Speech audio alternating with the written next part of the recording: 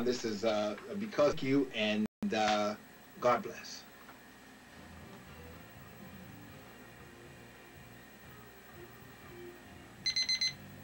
All right, that's 32 minutes.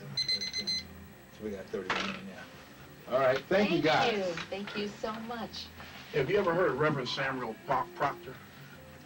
Proctor. At one point, he was the, you know, not that one religion is different than another, Baptist, but he was one of the top Baptist ministers. He's deceased now, but he was one of the top Baptist ministers in the country. Ebony did a big thing on him. A lot of people did. He was also a dean at Virginia Union University in the seminary part, and he did something in New York at a big church in New York at one point. I don't know whether it was Abyssinian. I'm trying to remember the church, but he once said, you know, when you were talking about how we have to be able to do multiple things, he gave an illustration of someone swimming, knowing when to swim and when to shed their gills. And this is the process that I think we're going through in our community. And you know, young people who speak one way and then they have to learn to communicate another way intellectually, you know, is part of that whole process. I think that we have to begin to educate our kids on, because I operated a behavioral program which was sort of like a disciplinary program for 8 years.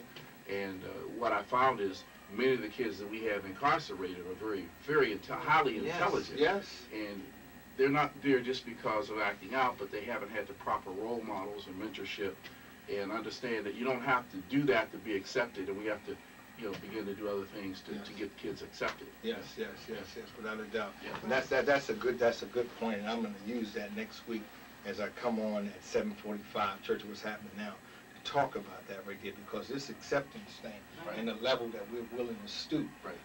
You know, a lot of my friends that I grew up with wind up in a house, you know, jailhouses and things of that nature. You know, I was in the Bronx yesterday because we're going to open up some charters over in the Bronx. And you know, one of the things that I'll say about what I saw there, as opposed to some of the other areas that I'm fighting in, to make people understand that we all have to come together because we all share a stake here. Yes. You know, you have mostly Hispanic there, and what disheartens me many times is that when we get in charge, we become gatekeepers. Yes. And we begin to block progress. Yes. You know. Yes. Yes. I fight this mentality across the country because I'm in the cities. Yes. And, you know, I'm fighting my own folks. Yes. You know. Yes.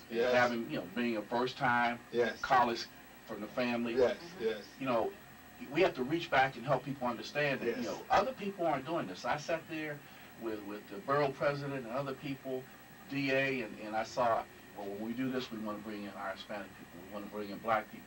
You know, they said, because we're all in this boat together. Yes. And we have to move this agenda forward. Now, what do you need me to do to facilitate opening these schools? Yes. Now, that's the kind of conversation you want to. What do you need us to do to support you? Yes. Those are the kind of, and when we all sit on a board, or in my case, I deal with boards all the time because all of my boards are private boards, and we work for them. You know, my biggest problem is to make them understand, you know, you're a governor. You govern. We administer the program. So let us administer the program. Don't get in a position of blocking what we do, because that's what we know how to do. Yes. You know, so it's a struggle. It's a struggle. But when we're in charge, we shouldn't have that problem. Yeah. You know, we definitely going to have to change that right there, because that ideology will take us out. I was talking to a secretary in New York trying to get some writing yesterday. And as I'm trying to ask this guy to do this right and just talk with him, trying to figure out his fees, I could feel the tug of war. And I said, well, hey, you know, you're using terminology that I don't use. Right. You know, it'd be like you come to me asking me about the aircraft, or you getting on the aircraft, you concerned with the cabin. We load the craft. There's a whole lot of things going in that craft before you take off. That's right. You're not concerned that the water's dripping out the bottom. You don't know that. If I tell you the water, okay, yeah, as long as I got water, that's all I care. So, you know, and as I had to bring them down, I said, you know, I'm not trying to fight. You know what I mean? And that's what I told Eleni last week, that this is not about a fight. No. You would, because National Network, we're never going to bring anybody on the air, drilling them. We have no time. That's right. It's time for healing. We give it to him. That's right. Right.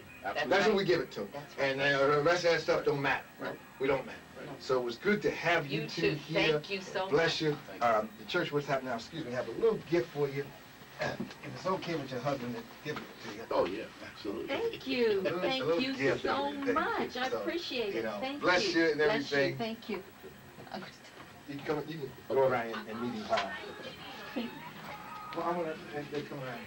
Thank you so much. You know, my pleasure.